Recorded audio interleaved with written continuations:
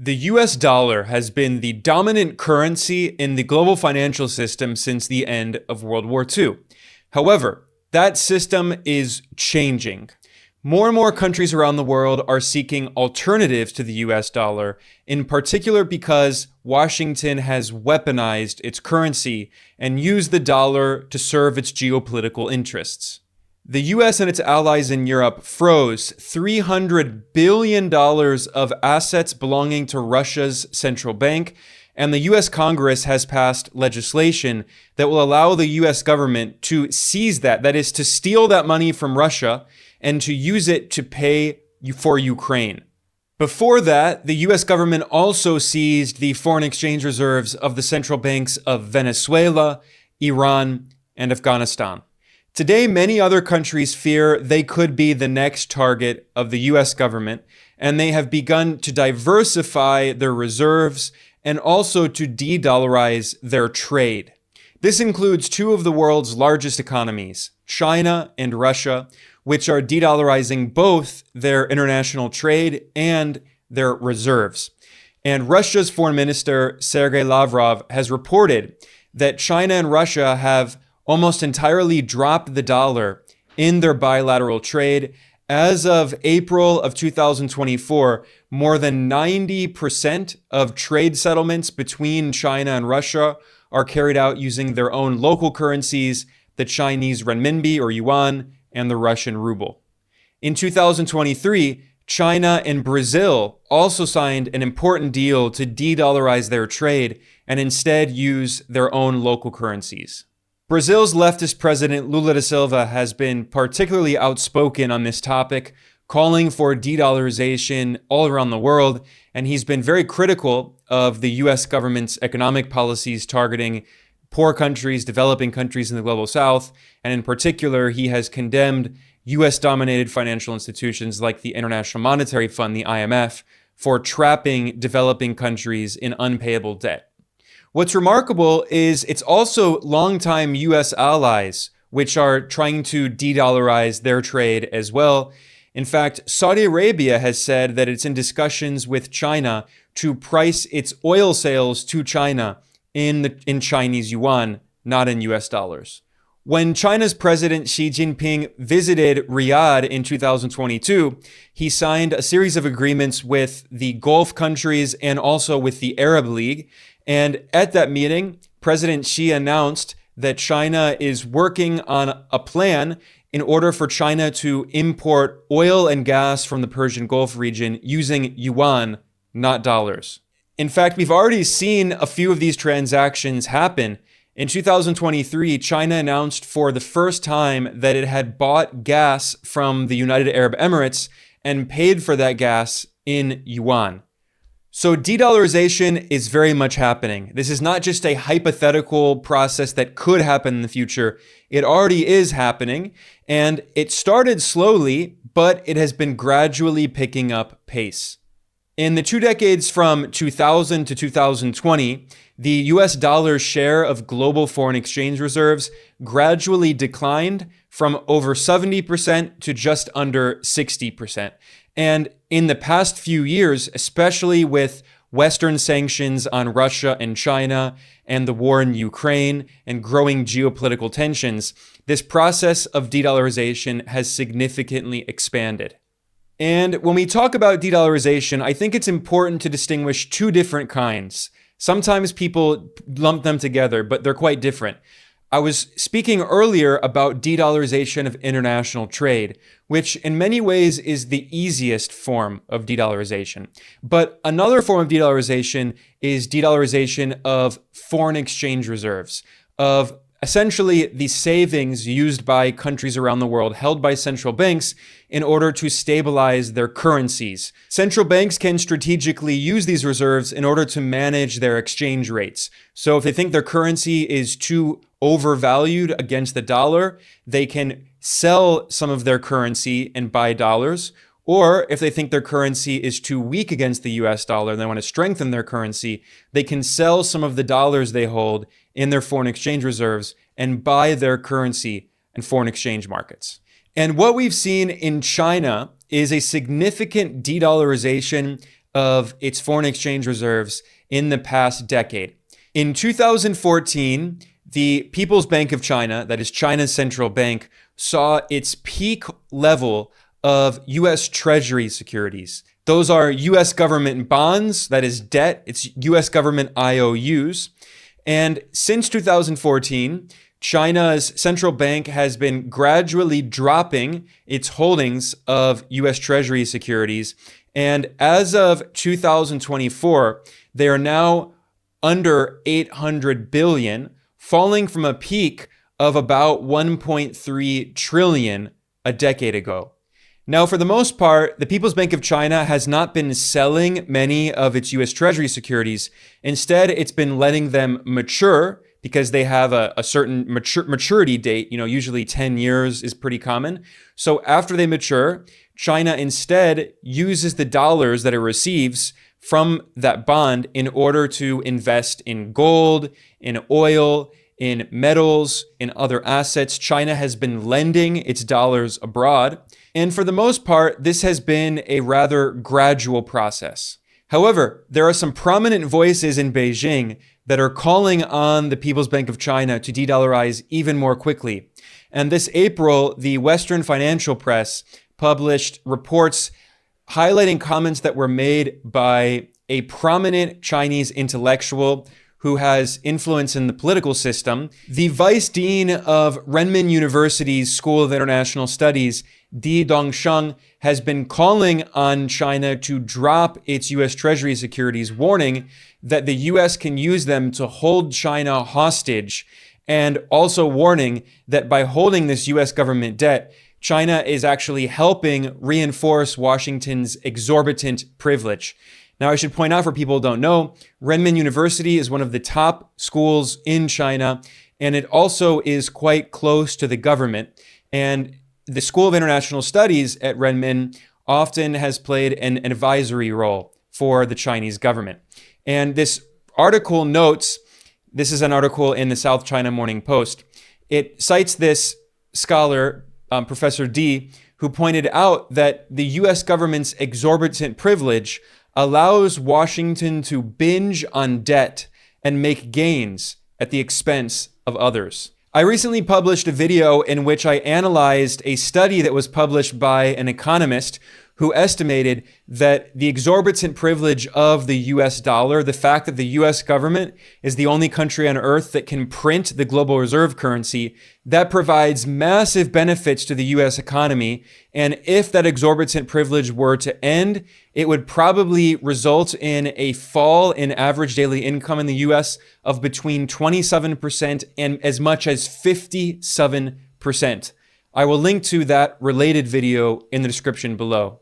This influential Chinese scholar, De-dollarization, argued that instead of relying so much on holding dollars in its foreign exchange reserves, China can simply control its capital account. That is, maintain strong capital controls in order to fend off external risks and short seller attacks. So to prevent foreign speculators from trying to profit from attacking China's currency, China can use capital controls.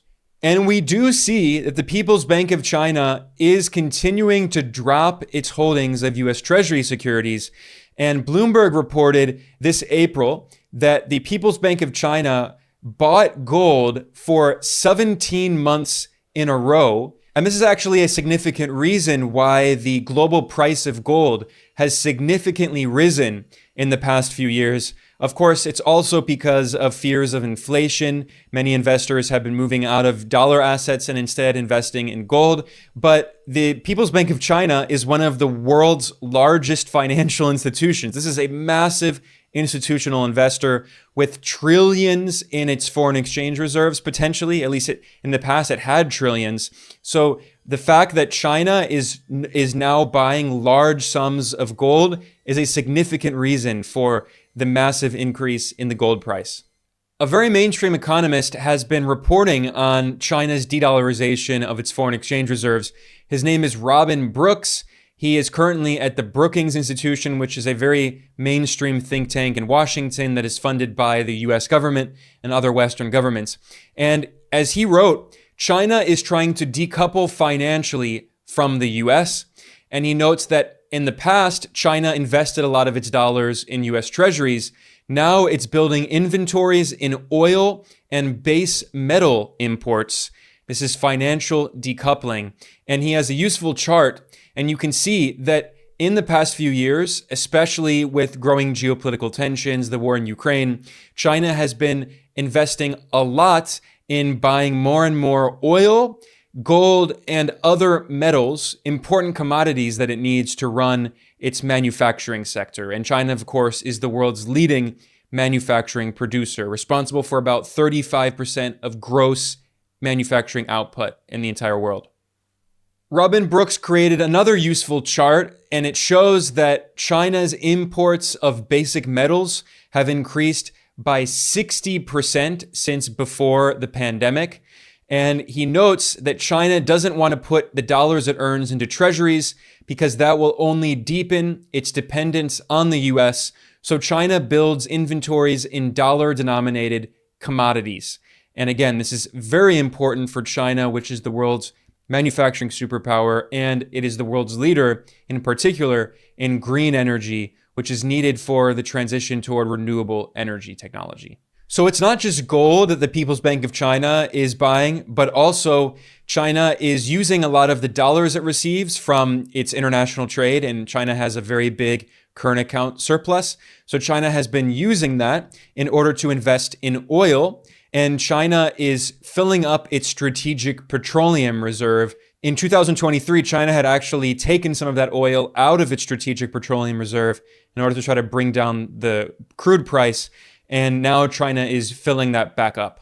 And another very important use of the dollars that China receives is simply going into providing loans, financing for Global South countries. This is part of China's Belt and Road Initiative. Many developing countries have a chronic shortage of hard currencies that they need to pay for infrastructure development. They need to pay for imports.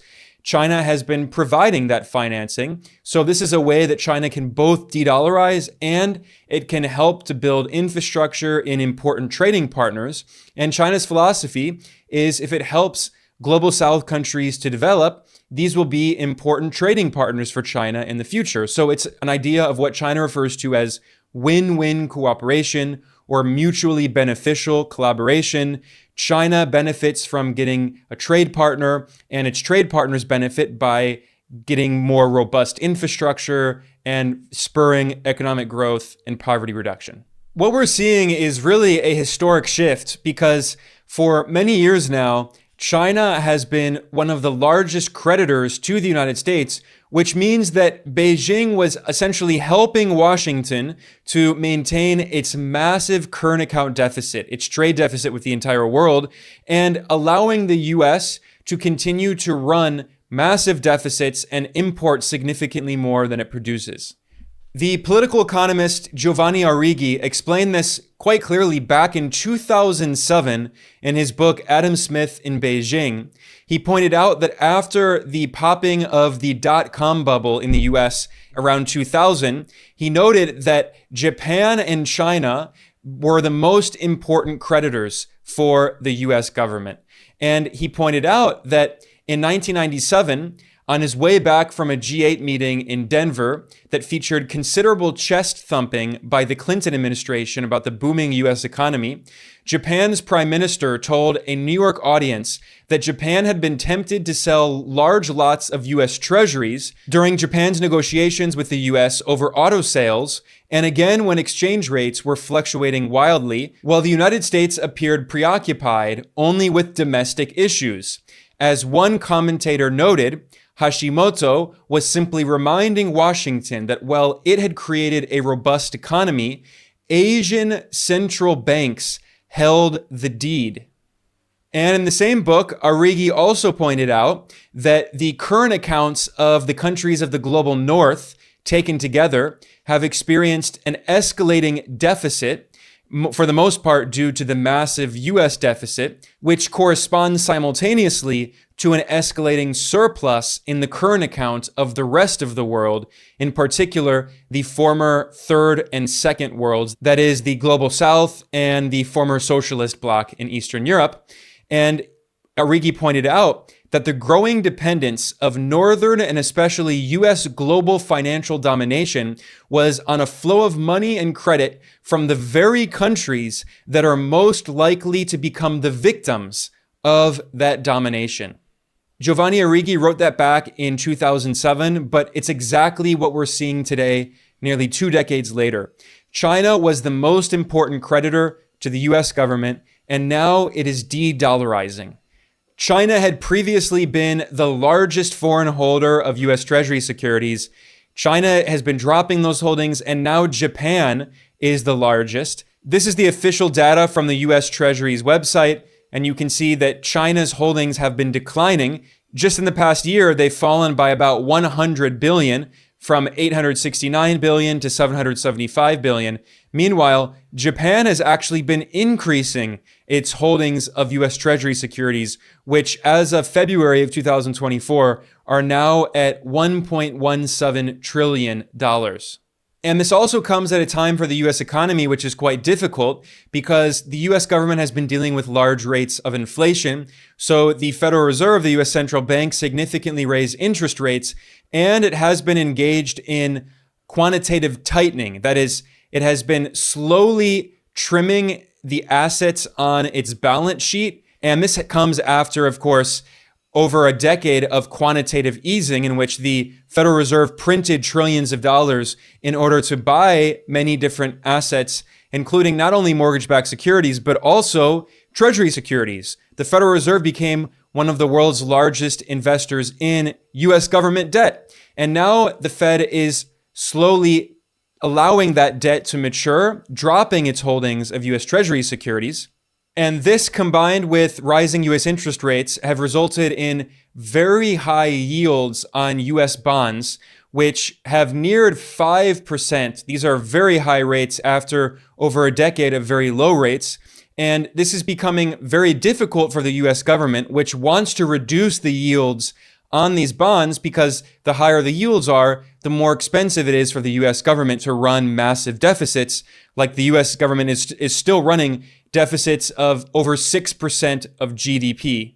And the US government's federal debt is now at 122% of GDP, which means that the higher yields are, the more that debt grows. And furthermore, this has led to a contradiction because the US is trying to bring down inflation. So the central bank raised interest rates. However, the debt is so high that as the debt increases, the interest payments that the US government has to pay to holders of bonds, those interest payments are so high that they are also fueling inflation.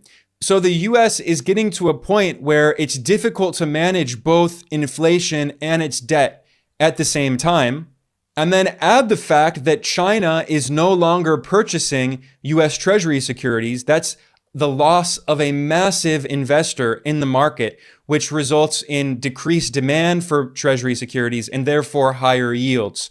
So the US is starting to see serious consequences for its fiscal and monetary situation. And this is precisely because of the gradual erosion of the exorbitant privilege of the US dollar. It's not going to disappear overnight. It's going to be this kind of slow, gradual process that we see happening, but it is happening. And there are some mainstream economists who deny this. Some of the pundits in the Western media deny this. But of course, my viewers and listeners probably understand that they should not take those people seriously. They have drunk the Kool-Aid of the US government, and they believe that the US dollar and the US empire, based on the dominance of the US dollar, is invincible. But as we've seen with the very rapidly shifting geopolitical situation in the world, it is anything but invincible. On that note, I'm going to conclude. I'm Ben Norton. I am the editor-in-chief of Geopolitical Economy Report. Please like and subscribe. Please share, and I will be back very soon. I'll see you all next time. Thanks a lot.